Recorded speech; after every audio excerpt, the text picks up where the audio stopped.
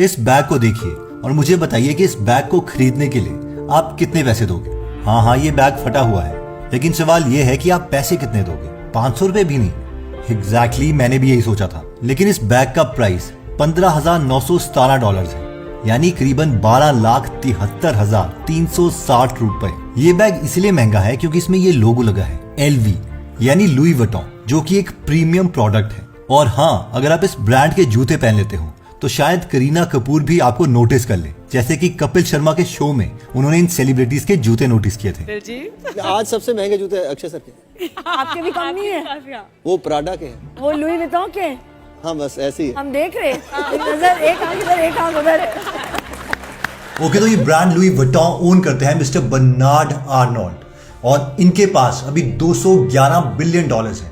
और जिस समय मैं ये वीडियो बना रहा हूँ उस वक्त ये दुनिया के सबसे रिचेस्ट इंसान है।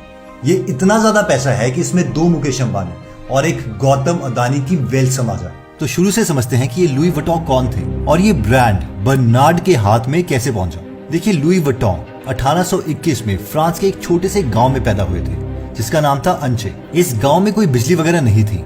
लुई के डैड एक किसान थे और माँ टोपियां सिलती थी। लुई की बहुत ही कम स्कूलिंग हुई क्योंकि उनका मैक्सिमम टाइम अपने डैड के साथ खेतों में ही जाता था ताकि ये लोग 2 वक्त का खाना खा सके। लुई जब 10 साल के ही थे तो उनकी माँ की डेथ हो गई और उनके डैड ने दूसरी शादी कर ली। लुई को ये अच्छा नहीं लगा और 13 साल की उम्र में ही वो घर से भाग गए। उनका प्लान था कि पेरिस जाएंगे और वहां जाके वो एक बड़े आदमी बनेंगे, पर पेरिस उनके गांव से 200 किलोमीटर दूर था और उनके पास एक फूटी कौड़ी नहीं थी खाने के लिए भी। लुई को रास्ते में जो भी जॉब मिली वो करते रहे और एक बहुत अच्छी बात ये हुई कि एक कारीगर ने उन्हें नौकरी दे दी। वहां पर लुई ने लकड़ी, कपड़े और मेटल जैसी चीजों के साथ काम करना सीखा और इसी स्किल से लुई फ्यूचर में लुई वुइटन का पहला प्रोडक्ट बनाने वाले थे। लुई को फिर एक ग्रेट अपॉर्चुनिटी मिली। 1851 में एम्प्रेस ऑफ फ्रांस ने लुई को अपने ट्रैवल के लिए सूटकेस बनाने को दिया। लुई के लिए बहुत बड़ी बात थी कि उसे अमीर लोगों के साथ, रॉयल्टी के साथ काम करने का मौका मिला था। 33 की एज में मिस्टर लुई वुइटन ने शादी कर ली और पेरिस में उन्होंने एक दुकान खोली। उस वक्त पर मार्केट में 2 चीजें चल रही थी जिसका मिस्टर लुई वुइटन को बहुत फायदा हुआ। पहला था रेलवेज में तरक्की, जिसका मतलब था कि अब ज्यादा लोग रेलवेज में ट्रेवल करेंगे और अगर ज्यादा लोग रेलवेज में ट्रेवल करेंगे तो वो लुई वुइटन का सूटकेस भी यूज करेंगे। दूसरी चीज ये थी कि उस वक्त जितने भी सूटकेसेस थे वो ऊपर से डोम शेप के थे, यानी 2 सूटकेसेस को एक के ऊपर एक नहीं रखा जा सकता था। लेकिन मिस्टर लुई वुइटन के डिजाइन किए हुए सूट्स वो फ्लैट थे, यानी एक के ऊपर एक आप जितने चाहे सूटकेसेस रख सकते हैं, मीनिंग ट्रैवल में आसान। लुई के सूटकेसेस अब बहुत बिक रहे थे क्योंकि वो हाई क्वालिटी के भी थे। लेकिन फिर स्टार्ट हुई वर्ल्ड वॉर 1 और लुई को अपनी दुकान छोड़ के शेल्टर्स में छुपना पड़ा। जब 4 साल के बाद वो अपनी दुकान में आए तो सब कुछ खत्म हो चुका था। लेकिन लुई ने बिना टाइम वेस्ट किए नई लोकेशन में दुकान खोली जहां ज्यादा कस्टमर्स आ सकते थे और 70 साल की एज में उनकी डेथ हो गई।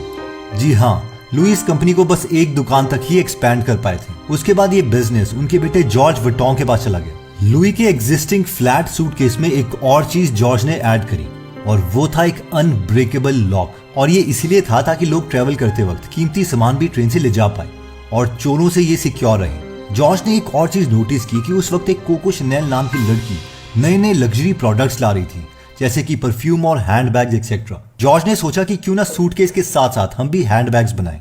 फिर नोई, स्पीडी जैसे हैंडबैग्स LV ब्रांड ने तैयार किए। इसके अलावा LV का साइन भी जॉर्ज वुइटन ने ही तैयार किया था। अगर आपको कोको शनेल का नाम सुना सुना लग रहा है तो ये शनेल ब्रांड की मालकिन थी। इनकी भी बहुत अमेजिंग स्टोरी है और इस पर बुक भी लिखी जा चुकी है जो आप हिंदी में गीगल एप्लीकेशन पर पढ़ सकते हैं। कोको शनेल के अलावा यहाँ आपको 1200 से ज्यादा बुक समरीज मिलेगी जिन्हें आप हिंदी में सुन भी सकते हैं और पढ़ भी सकते हैं, जिसमें सिर्फ नॉन फिक्शनल लर्निंग वाली बुक्स हैं जैसे कि Rich Dad Poor Dad, Ikigai, Wabi Sabi, Doglapan etcetera. हम कोई लव स्टोरी वगैरह इसमें नहीं डालते, जिसका मतलब है कि ये हम अपनी फैमिली को भी सजेस्ट कर सकते हैं। तो इस ऐप को जरूर डाउनलोड करें एंड ट्रस्ट मी, गीगल आपका लाइफ लॉन्ग फ्रेंड रहेगा। इस ऐप का लिंक मैंने डिस्क्रिप्शन और फर्स्ट कमेंट में दे दिया है। Coming back to Louis Vuitton brand, 1936 में जॉर्ज वुइटन की भी डेथ हो गई और ये बिजनेस पास किया गया जॉर्ज के बेटे गैस्टन वुइटन को। उस वक्त वर्ल्ड वॉर 2 चल रही थी तो गैस्टन वुइटन को फैक्ट्री बंद करके छुपना पड़ा।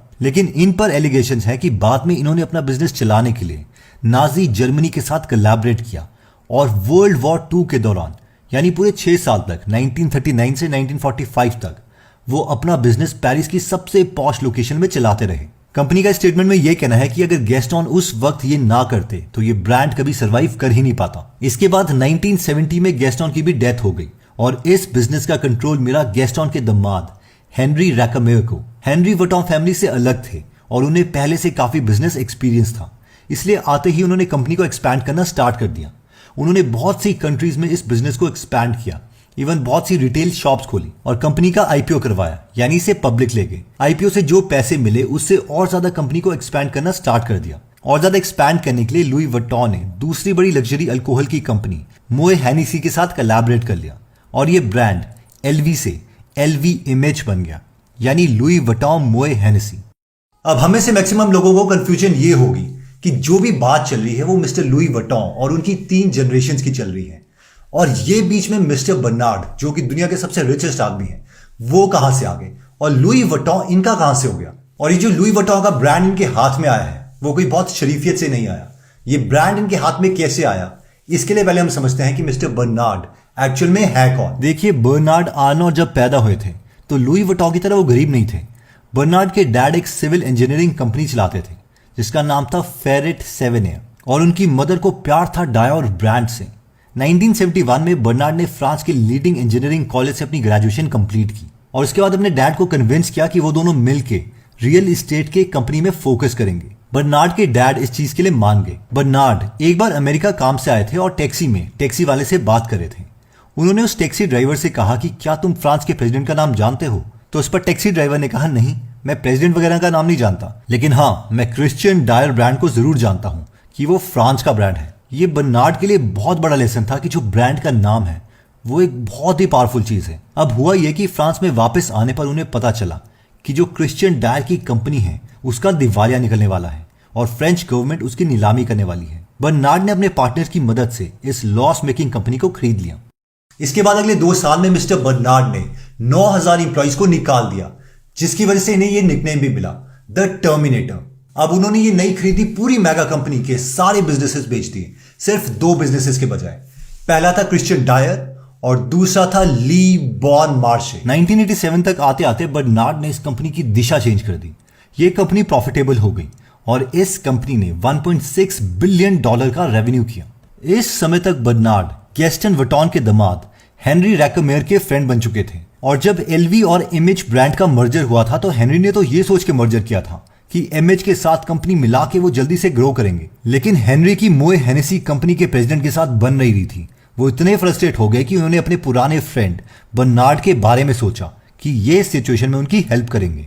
हेल्प का तो पता नहीं, लेकिन उस वक्त बर्नार्ड एलवी इमेज ब्रांड में बहुत इंटरेस्टेड हो गए थे और वो इस कंपनी का पूरा कंट्रोल चाहते थे। 1988 में बर्नार्ड ने $1.6 बिलियन खर्च करके एक होल्डिंग कंपनी बनाई। इस कंपनी ने धीरे धीरे एलवीएमएच के शेयर्स खरीदना स्टार्ट कर दिया जो कि पब्लिकली अवेलेबल थे। 24% एलवीएमएच के शेयर्स इस कंपनी ने खरीद लिए। इसके बाद बर्नार्ड ने $600 मिलियन और खर्च करके एलवीएमएच के 13.5% शेयर्स और खरीद लिए, जिससे वो पूरी कंपनी के सबसे बड़े शेयर होल्डर बन गए। जब ये बात हेनरी को पता चली तो उन्हें बहुत गुस्सा आया और उन्होंने बर्नार्ड के ऊपर केस कर दिया, लेकिन कोर्ट में ये केस बर्नार्ड जीत गए। इसके बाद बर्नार्ड ने कंपनी का एक्सपेंशन स्टार्ट कर दिया और 11 सालों में कंपनी के प्रॉफिट को 5 गुना कर दिया। उन्होंने एक के बाद एक लग्जरी ब्रांड्स की कंपनी को खरीदना स्टार्ट किया। 1994 में एलवीएमएच ने परफ्यूम फर्म गुरेलेन को खरीदा, 1996 में लो को, फिर मार्क जेकोब्स को, फिर सेफोरा को, फिर थॉमस पिंक को, फिर एमिलियो पुची, फेंडी, DKNY और फिर ला सेमोरिटे।